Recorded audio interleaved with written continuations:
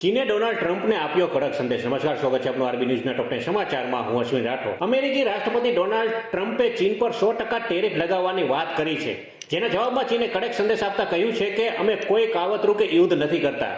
ચીને ટ્રમ્પની આ માંગને ગંભીરતાથી લીધી છે અને સ્પષ્ટ કહ્યું છે કે તે આવી આર્થિક નીતિઓનો સામનો કરવા તૈયાર છે। મહિલા એશિયા કપ હોકીની ફાઇનલમાં આજે ભારતનો મુકાબલો ચીન સામે થશે। ભારતીય ટીમ ફાઇનલમાં પહોંચી ગઈ છે અને ઇતિહાસ રચવાથી એક ડગલું દૂર છે। કેન્દ્રીય ગૃહમંત્રી અમિત શાહે કહ્યું છે કે હિન્દી ભાષા કોઈ સ્પર્ધા નથી, પરંતુ તે ભારતમાં બોલાતી અન્ય તમામ ભાષાઓની મિત્ર છે। તેમના આ નિવેદનને ભાષાઓ વચ્ચે સંતુલન જાળવવાનો સંદેશ ગણવામાં આવી રહ્યો છે। પાકિસ્તાન યુએનમાં પહોંચ્યું, સિંધુ જળસંધિ પર ચિંતા વ્યક્ત કરી। ભારત દ્વારા સિંધુ જળસંધિ રદ કરવાના સંભવિત પગલાથી ગભરાયેલું પાકિસ્તાન યુએનમાં પહોંચ્યું છે।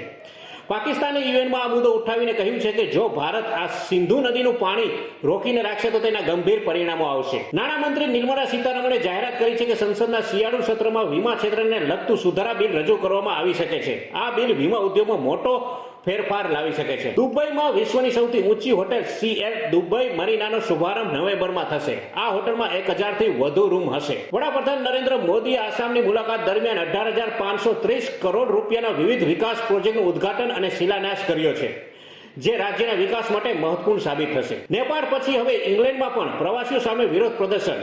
નેપાળ બાદ હવે ઇંગ્લેન્ડમાં પણ 1 લાખથી વધુ લોકો રસ્તા પર ઉતર્યા છે। આ લોકો પ્રવાસીઓ સામે વિરોધ પ્રદર્શન કરી રહ્યા છે, જેના કારણે પ્રદર્શનકારીઓ અને પોલીસ વચ્ચે ઘર્ષણ થયું છે। આસામમાં પીએમ મોદીનું ભાવુક નિવેદન। પીએમ મોદીએ પોતાની માતા વિશે થયેલા દુર્વ્યવહાર પર દુઃખ વ્યક્ત કરતા કહ્યું કે હું શિવ ભક્ત છું અને બધું ઝેર પી ગયો છું। 24 વર્ષીય ભારતીય બોક્સર જેસ્મીન લેમ્બોરિયાએ વર્લ્ડ બોક્સિંગ ચેમ્પિયનશિપમાં ભારત માટે પહેલો ગોલ્ડ મેડલ જીતીને ઇતિહાસ રચ્યો છે।